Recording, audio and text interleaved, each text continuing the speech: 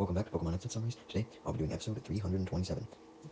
Come what may. The episode begins right where the last one left off, with the Fall Arbor Town Pokemon Contest finally beginning. In fact, the first round was actually almost over, and Vivian Meridian was doing a recap of the first round and everything that had happened. In the first round, the appeals round, Drew was one of the first contestants up, and he had his Roselia use Petal Dance, which got him a 9.9, a 9.8, and another 9.9 from the Fall Arbor Town Nurse Joy, a 9.8 from Mr. Tsukizo, and a 9.9 from Mr. Contesta, meaning he gained a total of 29.6 points. Next up was Grace and her Medicham, and she did a very dramatic high jump kick with an intro pose after that, and before that, and she got a total of 29.5 points. Next up was May's turn, and she was now more determined than ever to win, trying not to let Grace and Drew's words get to her, as Ash, Max, and Brock cheered her on from the audience. May had her Beautyfly twirl around with a Silver Wind, brightening up the field and earning her 25.9 points, leading Ash, Brock, and Max to cheer for May, as May celebrated having Beautyfly land on her head as a finishing touch. Vivian Meridian then announced that the recap was over and it was time for the next appeals round performance, bringing out someone named Jessica. As May watched Jessica come out on stage from her waiting room, she remarked how she kind of looked familiar. Well, unbeknownst to May, that was because Jessica was actually a pseudonym for Jessie, because Jessie was now in disguise performing at the Fall Arbor contest as well. Well, she was supposed to be, but actually, it took a while for Jessie to come out on stage, even after Vivian Meridian called her, and that's because she was coming out in a special way. She came out dangling from the stage ceiling and began to descend on a rope, to make it seem to the audience as if she was floating, leading Mr. Tsukizo to come on the screen for everyone in the waiting room, such as Grace, Drew, and May, and apologize for the delay, as Jessie was then lowered down onto the stage. How was this happening, you may ask? Well, backstage, James, Meowth, and Wobbuffet were controlling the rope she was connected to drop her down, and they were struggling immensely, but they managed to drop Jessie down very lightly, claiming to themselves that they should get an award for their hard work, knowing that they would never get one. Anyways, Jessie then started her performance by sending out her Dustox and having it zoom around the area with a tackle. Dustox had already left sparkles as soon as it popped out of its Pokeball, but doing this tackle, it left even more beautiful sparkles. The audience and the judges were amazed by how Dustox was seemingly just emitting sparkles for no reason, but the only reason why they thought it was for no reason was because they didn't see that Meowth was actually backstage with a remote control, deploying glitter and sparkles off of Dustox, since there was a machine hidden behind Dustox's bow tie that was linked to the remote that would release glitter when Meowth clicked a certain button, on Jessie's command. Of course, Drew, May, Ash, Brock, Max, and Grace were all impressed by the Dustox sparkling as well, not knowing the truth, and then Jessie threw a piece of prism glass up in the air and had Dustox use Poison Sting on the glass to cause a rainbow. Although Jessie didn't stop there though, as she had Meowth activate the remote to make it look like Dustox used a tackle to stamp some glitter on the glass, making it look like Dustox had designed a picture of itself on the glass. Then Dustox finished up the performance using a whirlwind, combined with what appeared to be a Psybeam, and reflected the whirlwind and Psybeam off the prism glass to spread a whole rainbow around. To make the display even more impressive, James, Meowth, and Wobbuffet then lifted Jessie up with the rope to make her shine in the rainbow up high, earning Jessie a huge amount of applause from the audience. And even May was a little impressed with this as she watched, although Drew seemed suspicious that something amiss was going on with the performance, and he and Grace both thought that the performance wasn't even that good near the end, since Jessie, who they believed was really Jessica, had the spotlight rather than her Pokemon, since she had been lifted up to shine in the rainbow, while she kind of just forgot about her Dustox. Anyways, it was now time, as Vivian declared, for Mr. Tsukizo, Raul Contesta, and the Fall Arbor Town Nurse Joy to give their ratings to Jessica, quote-unquote, and they all gave her a 8.7, 8.6, and 8.5 respectively, bringing the total to 25.8. They were originally going to give a higher score, but Vivian Meridian had revealed that it appeared that Psybeam was used, but Psybeam was actually not used. The effect that made it look like a Psybeam was just the rainbow reflecting on the prism glass. This disappointed the judges, so that's why they lowered their scores a little bit. Although, fortunately for Jessie though, the three judges decided to remove their downplaying of their scores because they realized that even if Jessie didn't actually use a Psybeam, it still looked good as fuck, and it was creative to use a piece of glass instead, so they reverted their scores to normal,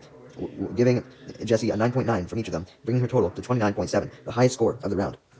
Even though Jessie should have been absolutely thrilled with this, especially because of her close call to almost having a 25.8, she was annoyed that she didn't receive a perfect score. It was then time for the last performance to begin, as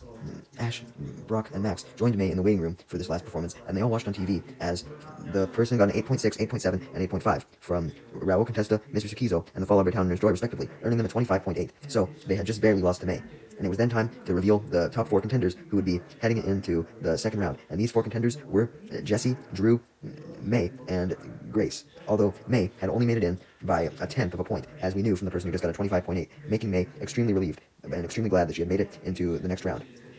And the screen in the waiting room then displays portraits of the 4 second round contenders. And Vivian Meridian reminded everyone that the second round would be the battle rounds. Despite Jessie being bitchy that she didn't get a perfect score, she was still overjoyed to have made it to the second round, as were Meowth and James, with the three of them congratulating Dustox and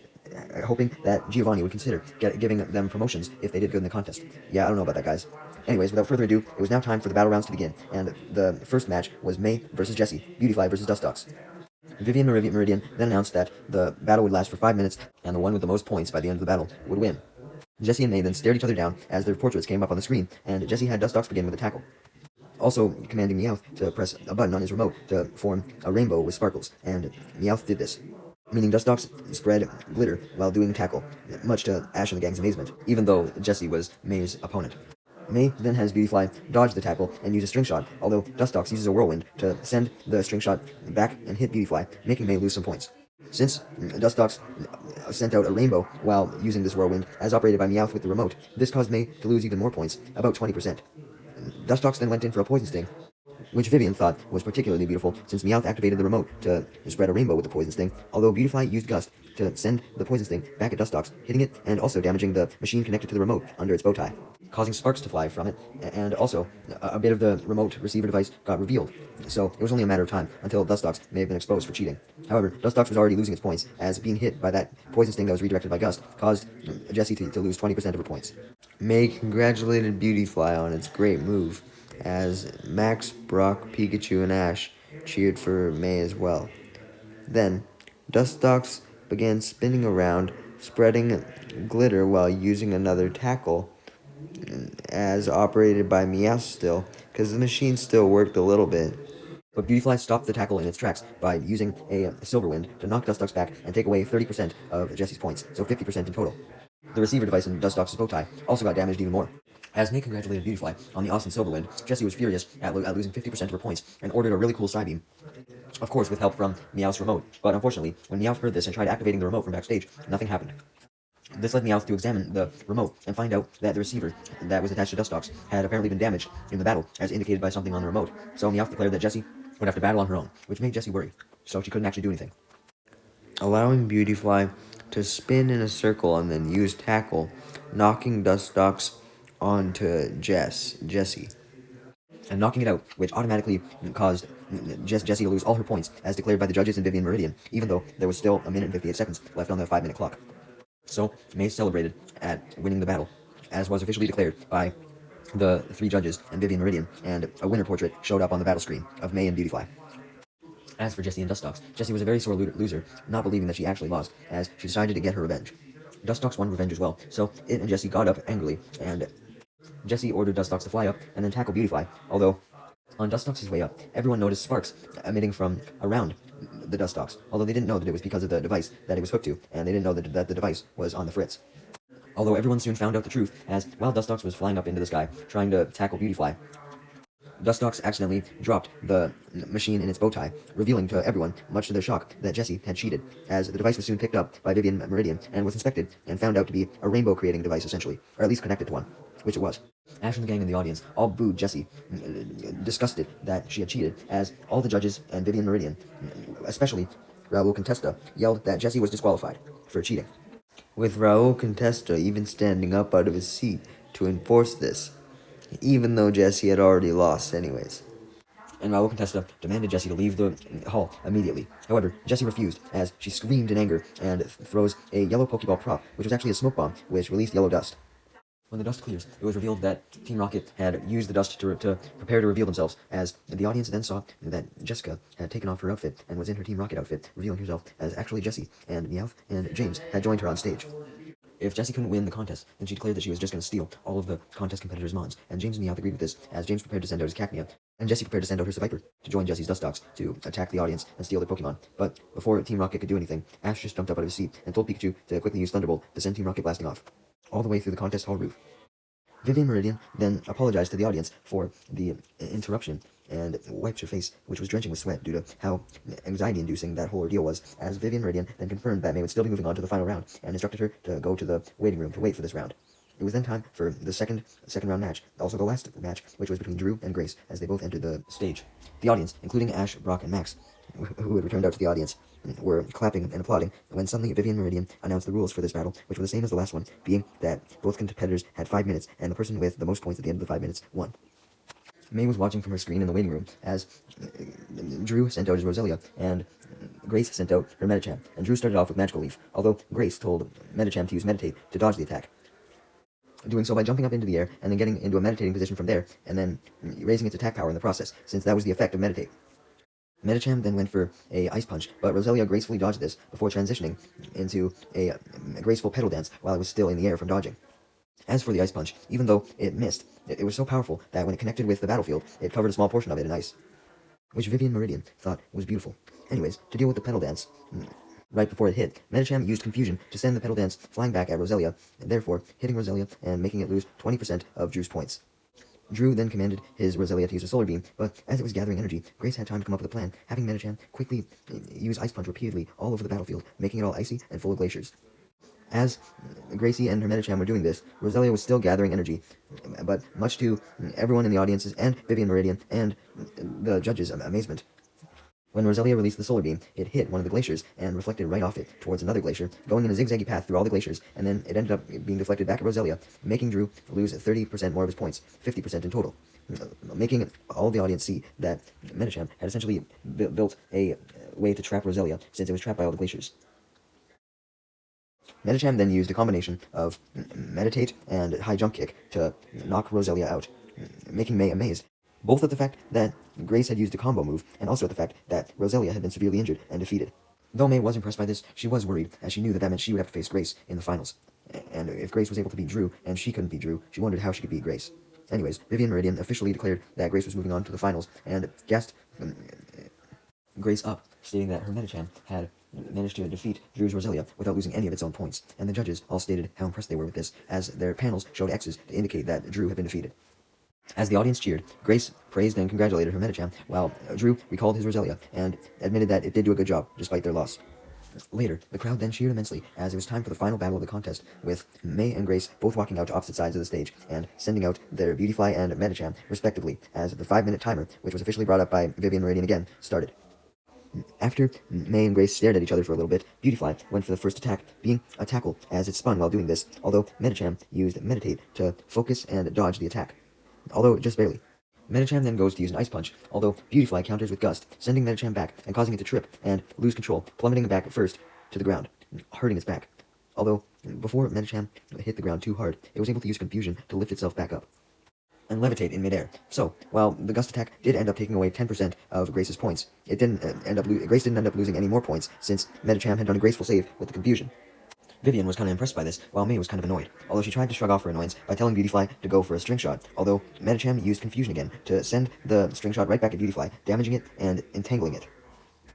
This whole string shot fiasco ultimately caused May to lose 20% of her points. And to make matters worse, Medicham saw that Beautifly was struggling, trying to escape the string shot, and since it was unable to do anything, Grace quickly ordered Medicham to use an Ice Punch, which froze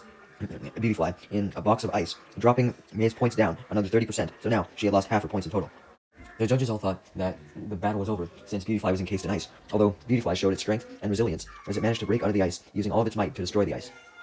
Grace and Medicham figured that Beautifly must have been tired from breaking out of the ice, so Medicham tried to finish off the battle by doing the Meditate High Jump Kick combo it did before, although Beautifly was able to dodge this and then go in for a Silver Wind.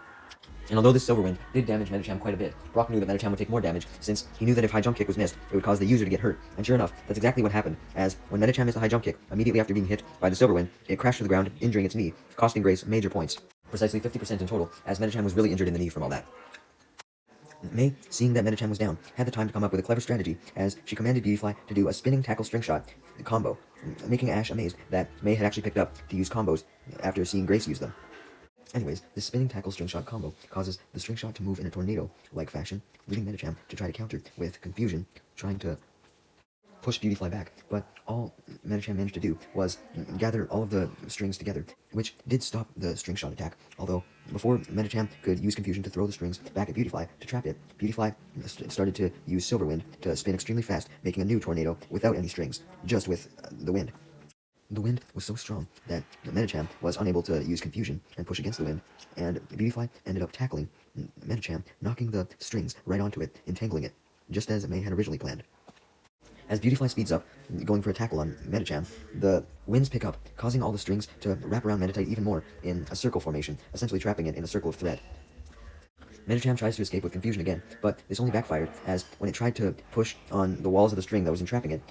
Medicham just happened to fall on the battlefield, which made it wrapped from head to toe in the string shot. Although Grace and Medicham didn't give up, even though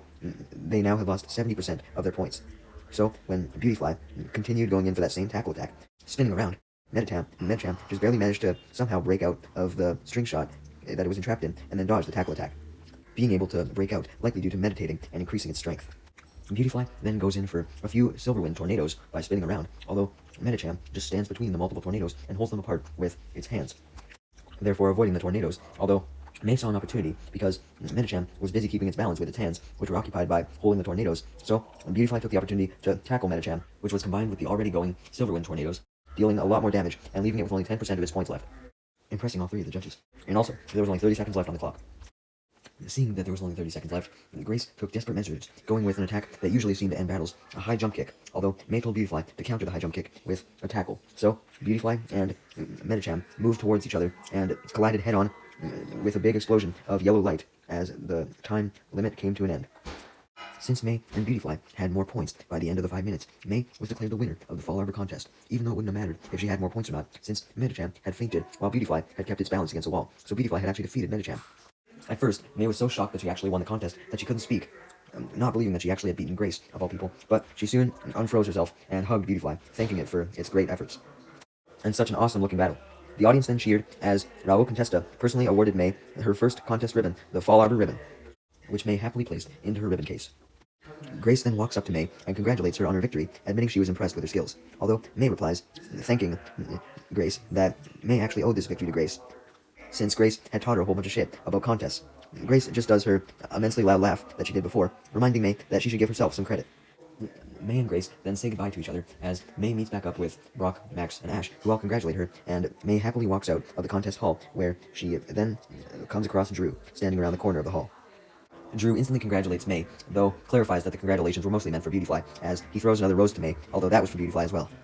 also stating that this rose was one of Roselia's. Drew then declares that the battle would have gone down differently for May if it was him battling her as opposed to Grace, and he then walked off in a smug manner, warning May that if the two of them battled in the first round, then there was no way May would have won, and states that the next time he and May met, he wouldn't go easy on May. Once Drew was gone, Max stated how he found Drew's confidence annoying. However, May clarified that Drew wasn't the only one who was confident. She was now more confident in herself as a coordinator, knowing that she could win more contests if she put her mind to it, and declared that she wanted to get to her next contest immediately. However, Ash reminded her that she wasn't the only one with goals, as he really wanted to get to his next gym battle, to battle the next gym leader. Since May was in such a good mood after winning, it was very easy for Ash to make a compromise with her, as he stated that they would do another contest later, but first, it was time for them to go to Lava Ridge Town so that he could challenge the Lava Ridge City Gym, so he could get his 4th Holland Gym badge.